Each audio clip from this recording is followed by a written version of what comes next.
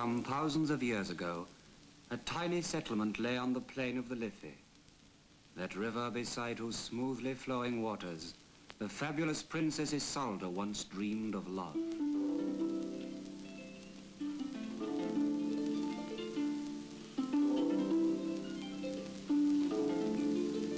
Today, Anna Livia Plurabella flows through the city of Dublin, capital of Ireland. Past brewery wharfs it flows, past bridges and buildings that have seen the mingled pageant of a nation's history unfold. A river that wends its way from the mountains to the sea, carrying on its waters the traffic of modern commerce.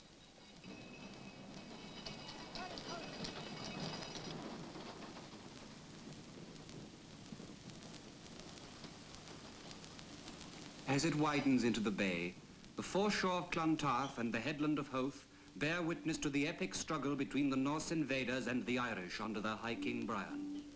For on Good Friday of 1014, at the very gates of the city which they founded, the power of the Vikings in Ireland was broken forever. The bay is fringed with mountains to the south, and by the romantic charm of Killiney.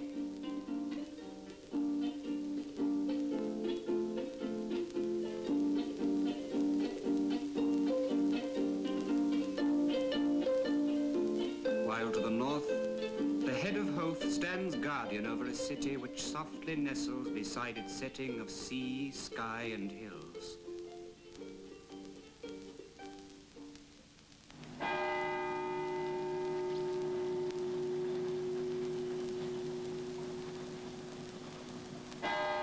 Dublin's aspirations are reflected in its characteristic piety. Day begins with prayer.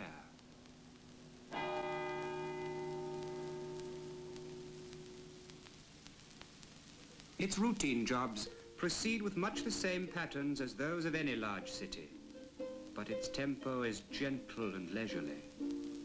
Friendliness is proverbial, for everyone has time to be interested in his neighbor.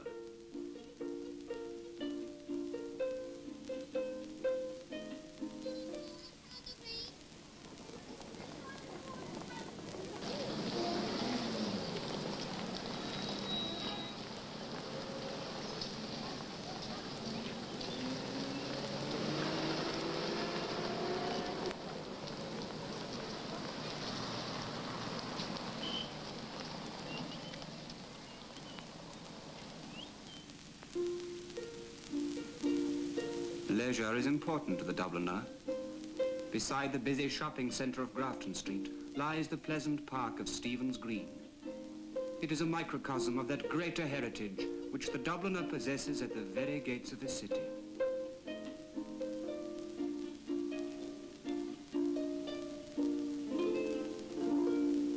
Sport and recreation of all kinds spring from the natural environment of sea and hills.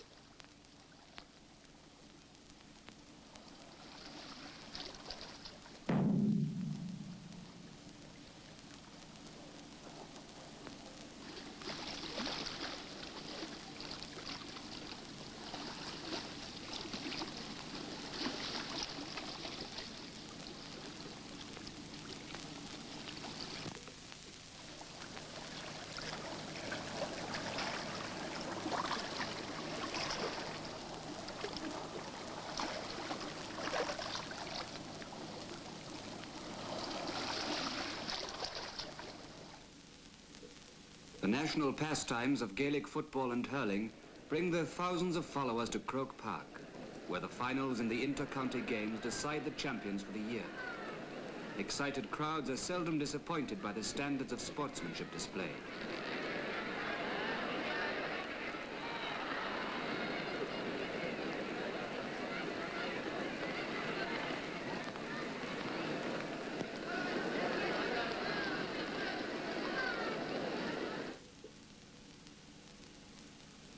The annual shows of the Royal Dublin Society are reminders that Dublin is the capital of an agricultural community.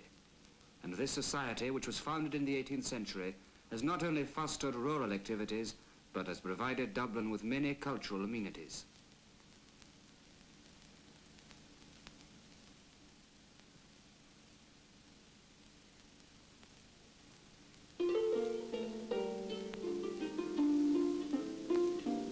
18th century, Dublin was the centre of a colonial parliament adorned by the oratorical genius of Henry Grattan. In this city of extreme wealth and acute poverty, political hopes ran high when the formation of Lord Charlemont's volunteers seemed to indicate a step nearer the realization of a greater independence for the nation.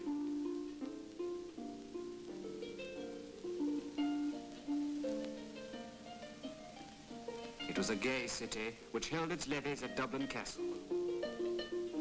State religious functions were held at Christ Church Cathedral. This age left Dublin a rich heritage of enlightened town planning. The broad streets lined by gracious, well-proportioned houses, pleasant parks and squares for recreation. St. Stephen's Green.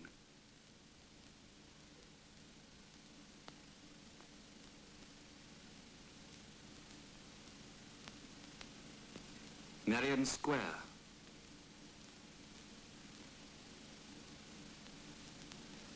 The Phoenix Park.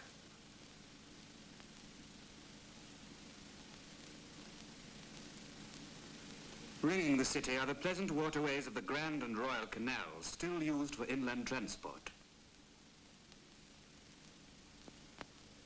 The great houses of Dublin were the contribution of an age when good taste was an essential feature of society. Powers Courthouse, Aldborough House, Charlemont Casino, and Charlemont House. Leinster House is today the home of Ireland's Parliament. The beautiful exterior decoration, fireplaces, ceilings and stairways are the work of master craftsmen who in many cases were specially brought to Dublin to add to the beauty of the city.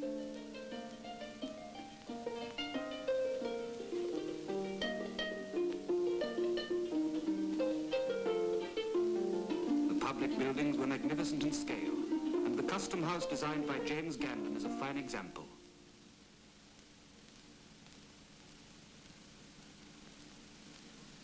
The forecourts originally entrusted to Thomas Cooley was completed by Gandon. The Royal Exchange by Cooley is today the home of the Dublin Corporation.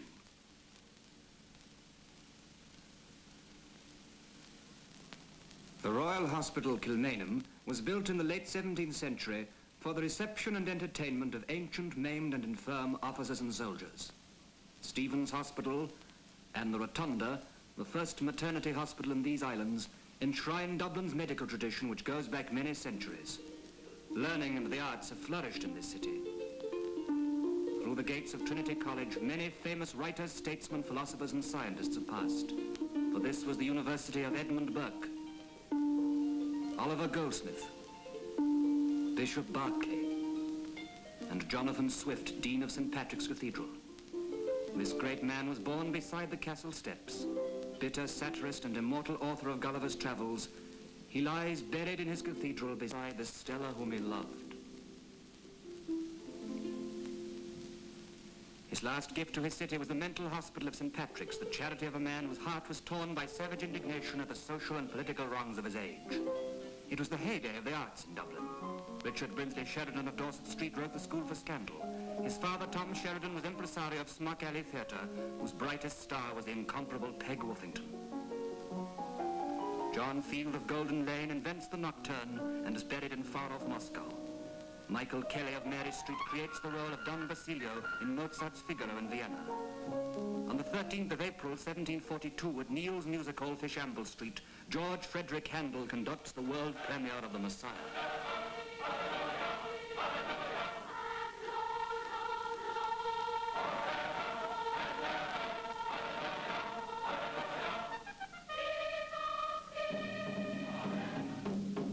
But a great age was passing.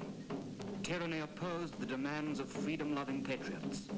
In the liberties and secret places of the city, the United Irishmen planned revolt that ended tragically in the dock of Green Street Courthouse. Death, imprisonment, or exile came to many.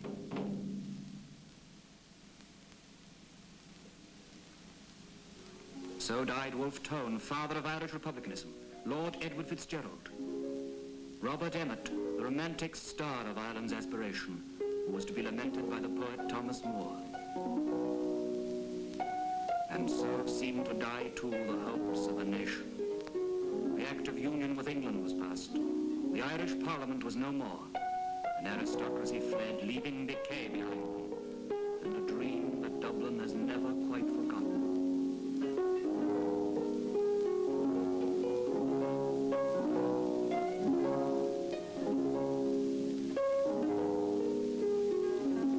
The 19th century dawned.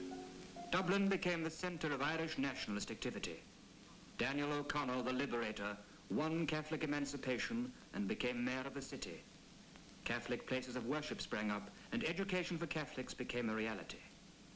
The sinister influence of Dublin Castle resisted the aims of patriots like Parnell, who denied the alien attempt to set a boundary to the onward march of the nation.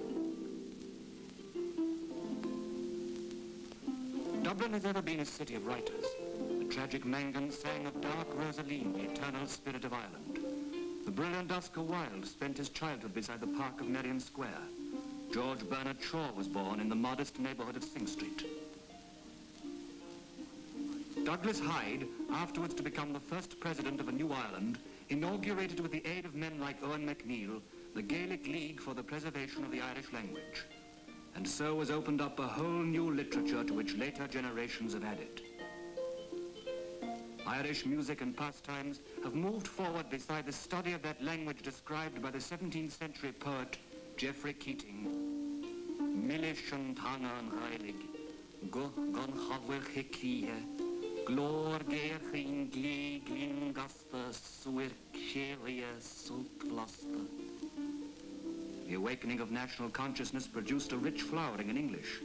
The movement which W.B. Yeats and Lady Gregory began developed great writers like Synge and O'Casey and led to the foundation of the famous Abbey Theatre.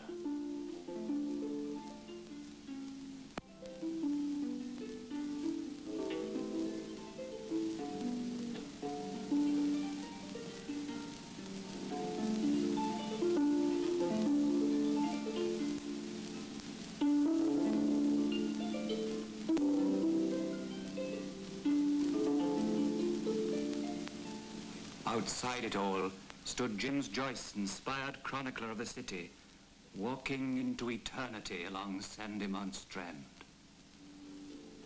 The soul of the nation was in ferment. Arthur Griffith, inspired journalist and statesman, founded Sinn Féin and preached self-reliance, which, interpreted by the poet Padraig Pearse, led to the seizure of Dublin in 1916 and the proclamation of the Irish Republic.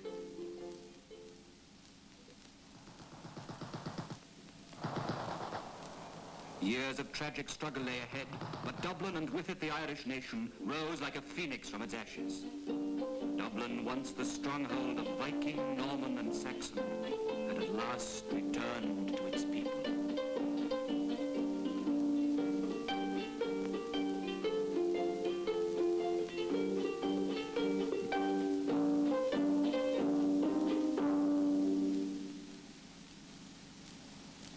And so, as night comes to the city of the Liffey, in the growing dusk, the shadows from its great story fall across the waters of the flowing river.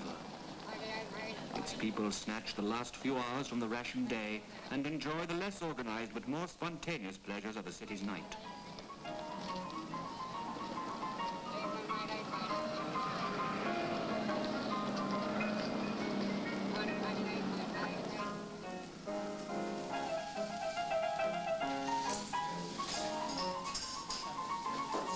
Guinness, please.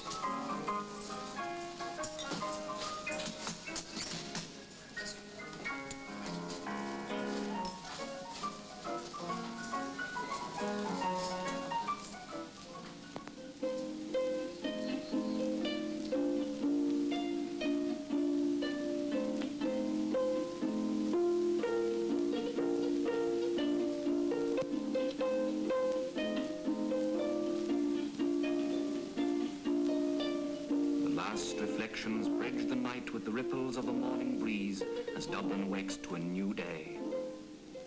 Fort of the Dane, garrison of the Saxon, Augustan capital of a Gaelic nation, appropriating all the alien brought, you give me time for thought, and by a juggler's trick you poise the toppling hour. Oh, grayness run to flower, grey stone, grey water, and brick upon grey brick.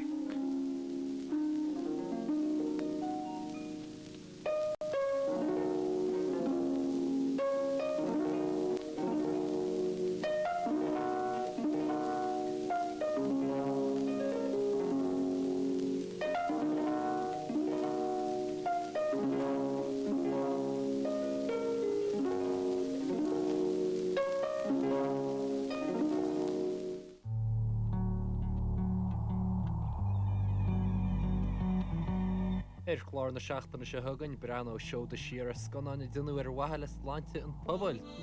As dúimeach aon cheol le fólamán le leas córas sláinte ar linne hain.